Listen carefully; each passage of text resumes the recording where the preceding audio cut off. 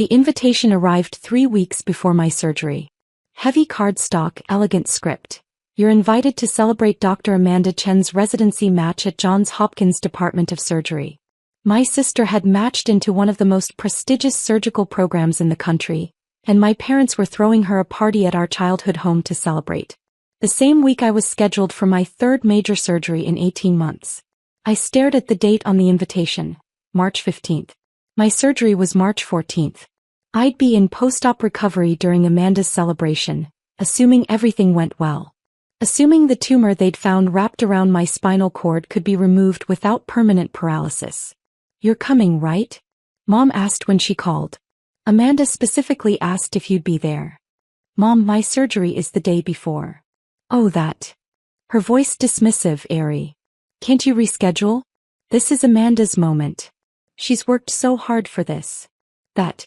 My third spinal surgery in 18 months was that.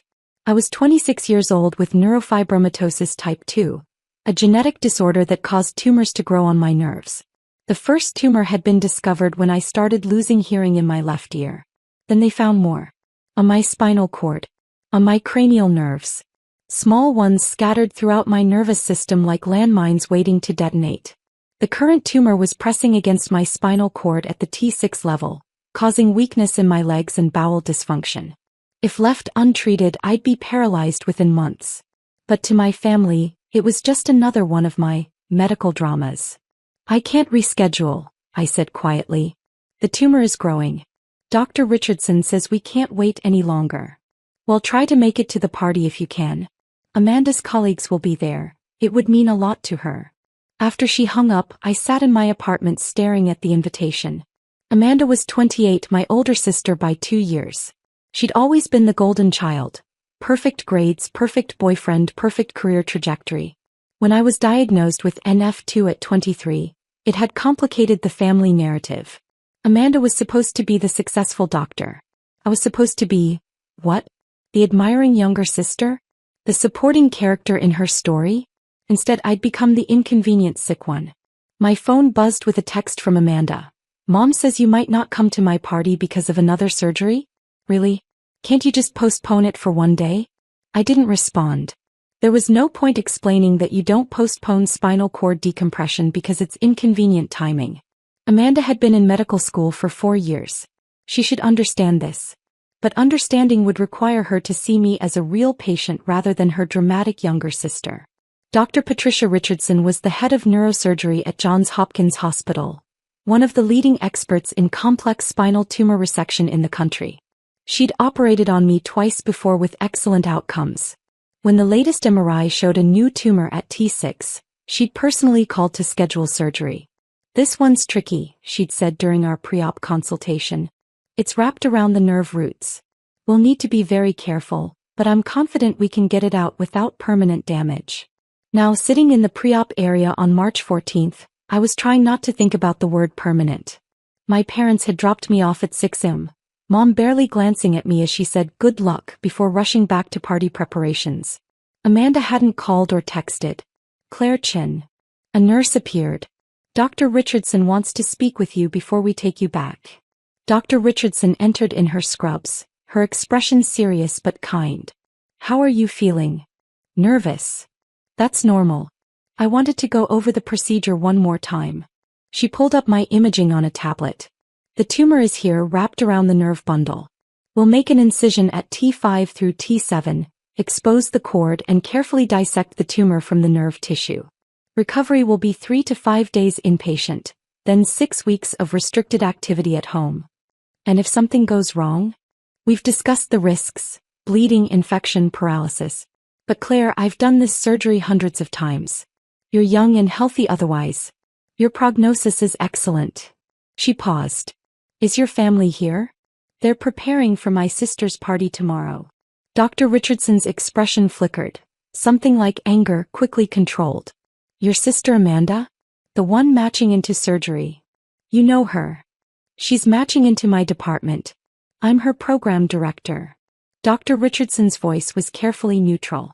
She didn't mention her sister was having major spinal surgery this week.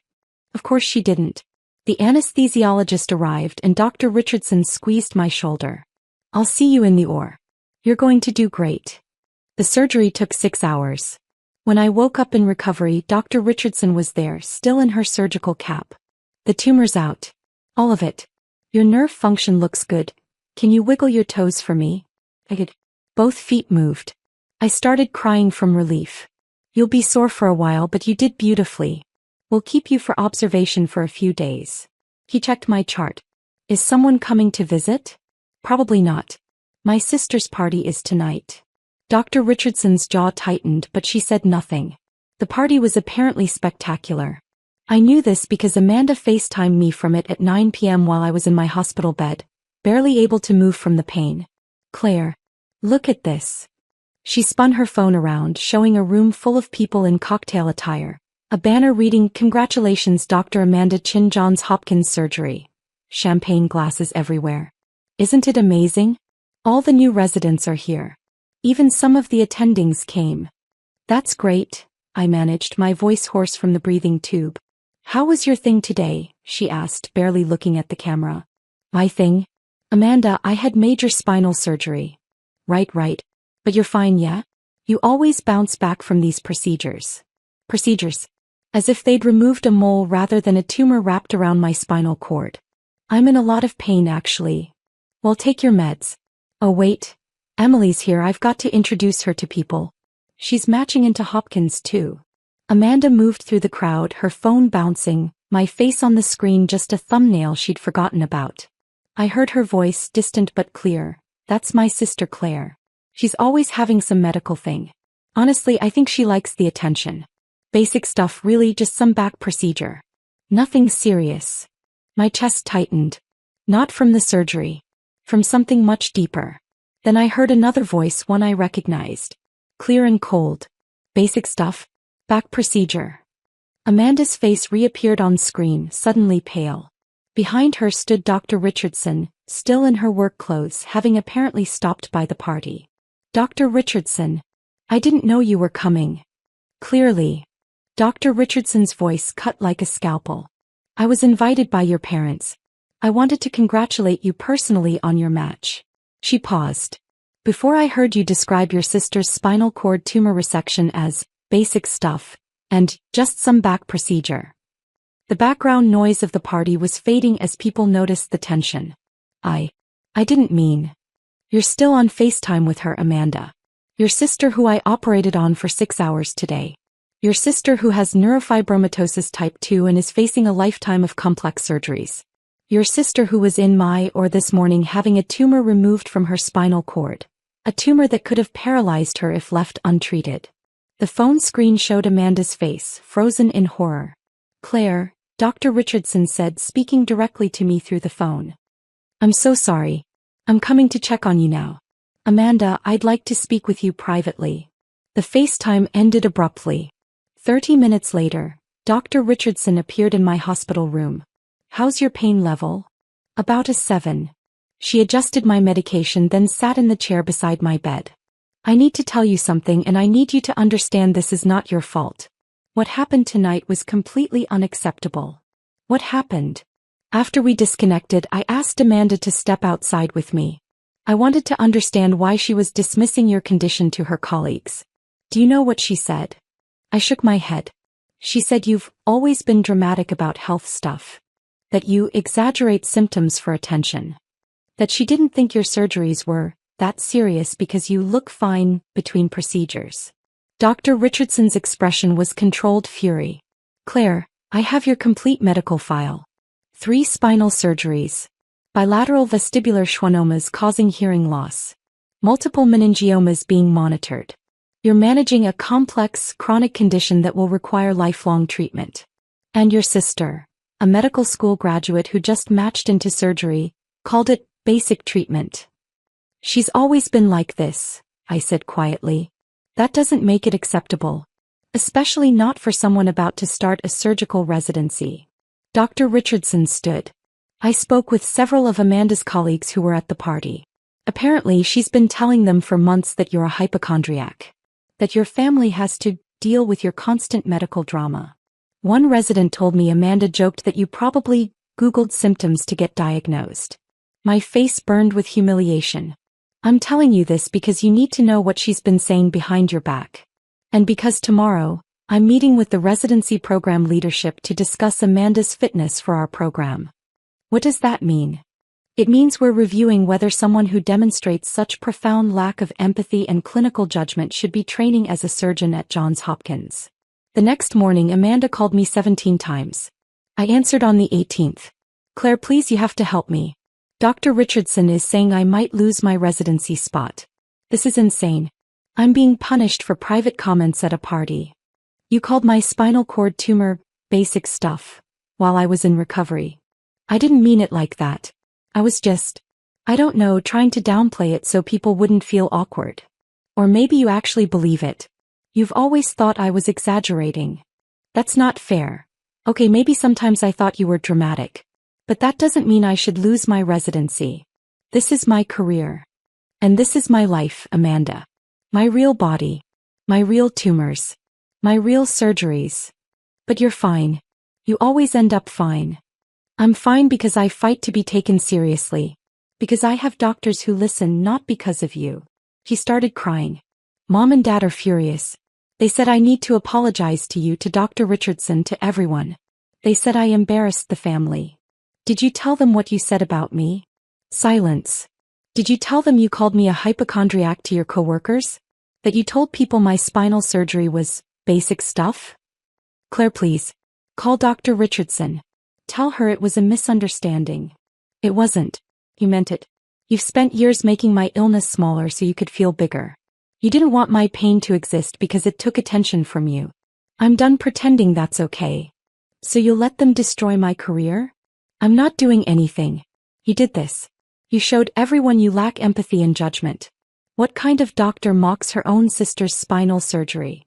I didn't think. Exactly. You never thought of me as a real patient. Just an inconvenience. Amanda hung up. Then called again. I didn't answer. 3 days later, I left the hospital. Dr. Richardson came to see me. How are you feeling? Better. The pain's manageable. Good. She sat down. We had a meeting about Amanda. We decided to withdraw her match. I froze. You're ending her residency? Yes. We can't train a surgeon who treats patients without empathy. She mocked your condition to others. That behavior isn't acceptable here. But that's her dream. And this is the consequence of her choices. Dr. Richardson looked at me kindly. Claire, this isn't about family drama. It's about patient safety. Her words could have influenced others to dismiss real illness. That costs lives. I nodded slowly. What happens now? She can reapply next year. But she'll have to explain what happened and prove she's changed. My family will blame me. They shouldn't. You didn't ruin her future. She did. After she left, I sat in silence. Amanda's dream was gone. My family would hate me for it. But I couldn't carry her cruelty anymore. I was done being quiet so she could shine. My phone buzzed. Mom's text. How could you do this to your sister? You've destroyed her future. I turned off my phone. 6 weeks later, I was back in Dr. Richardson's office. My incision healed. The MRI was clear. You're doing great, she said. Thank you. For believing me. For standing up for me. Dr. Richardson smiled softly. Claire, I've seen too many patients dismissed by their families. It breaks them. When I heard Amanda call your tumor basic treatment, I knew she wasn't ready to be a doctor. She's reapplying to programs. Smaller ones. I hope she's learned something. My family still isn't speaking to me. They blame me for her losing Hopkins. That's not your burden to carry. You didn't lose her residency, she did. I nodded, tears suddenly hot in my eyes. It's just hard. Losing my family over this. I know. But sometimes the healthiest thing we can do is let go of people who refuse to see our truth. Dr. Richardson handed me a tissue.